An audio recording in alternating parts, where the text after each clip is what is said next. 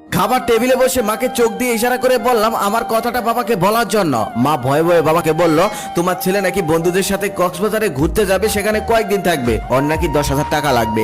বাবা আমার দিকে তাকিয়ে বলল, কবে যাবে? আমি বললাম 5 দিন পর। বাবা তখন বলল, আচ্ছা ঠিক আছে, আমি 3 দিনের জন্য একটা কাজে বাইরে যাব, এই 3 দিন তুই একটু দোকানে বস, আমি ফিরে এসে তোকে টাকা দেই। আমি খুশি হয়ে বললাম, আচ্ছা ঠিক আছে, কোনো সমস্যা নেই, এই 3 দিন আমি দোকানে বসবো, তুমি তোমার কাজ সেরে আসো। পরের দিন আমি সকালে দোকানে চলে গেলাম। আমাদের ছোট্ট একটি দোকান আছে, কাপড়ের দোকান, সেখানে 2জন কর্মচারীও আছে। আগে অনেকবার দোকানে গিয়েছি, তবে কখনোই দোকানে বসা হয়নি। দোকানে আমার এই প্রথম বসা। দোকানে আমার কাজ হলো কোন মাল কত টাকা দিয়ে কেনা আর কত টাকা বিক্রি করা সেটা লিখে রাখা, আর কাস্টমার আসলে কাপড় দেখানো। তারপর সেই কর্মচারীরা আমাকে কাজকর্ম বুঝিয়ে দিচ্ছিল। ঠিক সেই সময় সকাল সকাল একজন কাস্টমার আসলো।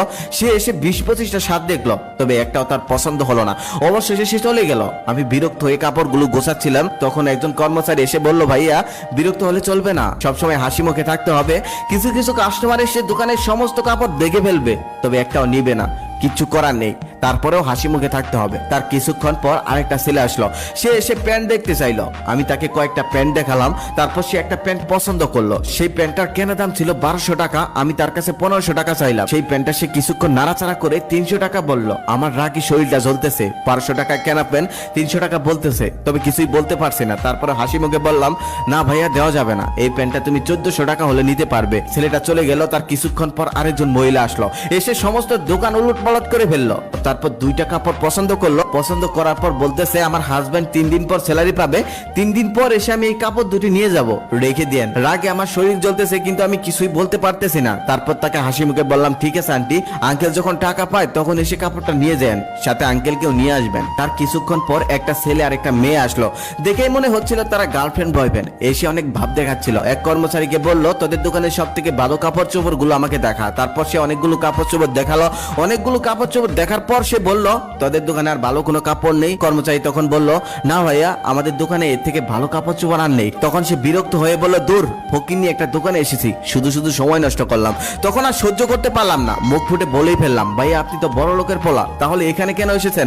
আপনি তো যাবেন যমুনা ফিউচার পার্ক কিংবা বসুন্ধরা সিটিতে, এখানে এসে কেন সময় নষ্ট করছিলেন? তখন আমাদের দুজনের মধ্যে কথা কাটাকাটি হচ্ছিল। ঠিক সেই সময় আমাদের এক কর্মচারী তার কাছে মাপ চেয়ে বলল, ভাইয়া প্লিজ আপনি চলে যান। তারপর ছেলেটা চলে গেল। তারপর কর্মচারী আমাকে এসে বলল, ভাইয়া এমনটা করা যাবে না, আমরা দোকানদার, আপনি তো প্রথম এসেছেন তাই জানেন না, প্রতিদিন কত রকমের কাস্টমার আসে, কত মানুষ কত কথা বলে, সেগুলো আমাদের সহ্য করতে হয়, হজম করে নিতে হয়, শুনেও না শোনার ভান করতে হয়, কিছু করার নেই, আমরা দোকানদার। ওই যে কথায় আছে না, খদ্দের লক্ষ্মী দোকানদার পেঁচা। তারপর সারাদিন দোকান করে আমি একটা হিসাব করে দেখলাম, সমস্ত খরচ বাদ দিয়ে আমি মাত্র ইনকাম করেছি মাত্র 800 টাকা। এভাবেই 3 দিন দোকান করলাম। 3 দিন দোকান করার পর হিসাব করে দেখলাম 3 দিনের সমস্ত খরচ বাদ দিয়ে আমি মাত্র ইনকাম করেছি 5000 টাকারও কম। আবার এই 3 দিনে আমি যে কষ্টটা করেছি, আমার জীবনে আমি এত কষ্ট করিনি, এত মানুষের কথা শুনিনি, কখনোই এত মানুষ আমাকে অবহেলা করতে পারেনি। তারপর সে রাতে আমি ঘরে শুয়ে শুয়ে মোবাইল টিপছিলাম। ঠিক সেই সময় বাবা আমার পাশে এসে বলল, এই নিয়ে তোর 10,000 টাকা। আমি তখন বাবাকে বললাম, বাবা কিসের টাকা? তখন বাবা আমাকে বলল, কেন, তুই না বন্ধুদের সাথে কক্সবাজারে ঘুরতে যাবি, সেখানে না টাকা লাগবে? তখন আমি বললাম, না বাবা, আমি ঘুরতে যাব না। যে আমি 3 দিনে 5000 টাকা ইনকাম করতে পারলাম না, সেই আমি কক্সবাজারে গিয়ে 2 দিনে 10,000 টাকা ভাঙার ক্ষমতা রাখি না। আমাদের মতো মধ্যবিত্ত ফ্যামিলিদের এসব মানায় না। তখন বাবা বলতেছে, তোর তো পণ্ডিতি করতে হবে না, বন্ধুরা যাচ্ছে তুইও যা, সমুদ্রের বিশালতা দেখলে নিজের মনটাও বিশাল হয়ে যায়। তখন আমি বাবাকে বললাম, বাবা বিশালতা দেখার জন্য সমুদ্রের পাড়ে যেতে হয় না, বাবার চোখের দিকে তাকালেই হয়। তারপর আমি কক্সবাজার যাওয়াটা ক্যান্সেল করে দিলাম। রাতে খাবার টেবিলে বসে বাবাকে বলছিলাম, বাবা দোকানে 2 জন কর্মচারী রাখার কোনো দরকার নেই, কাল থেকে আমি দোকানে বসবো, একজন হলেই হবে। তার একটু পর বাবা মাকে বলতেছে, আজকে তরকারিতে এত ঝাল দিয়েছো কেন? চোখে পানি এসে যাচ্ছে। আমি খুব ভালোভাবেই বুঝতে পারলাম তরকারি ঝালের জন্য বাবার চোখে পানি আসেনি, বাবার চোখে পানি এসেছে আমার কথায়। শত কষ্টের মধ্যেও সন্তানদেরকে ভালো রাখার জন্য কত কষ্টই না করে তার। আর সেই সন্তান যখন বাবার পাশে দাঁড়ায়, তখন সত্যি বাবারা কেঁদে ফেলে। তবে এই কান্না দুঃখের কান্না নয়,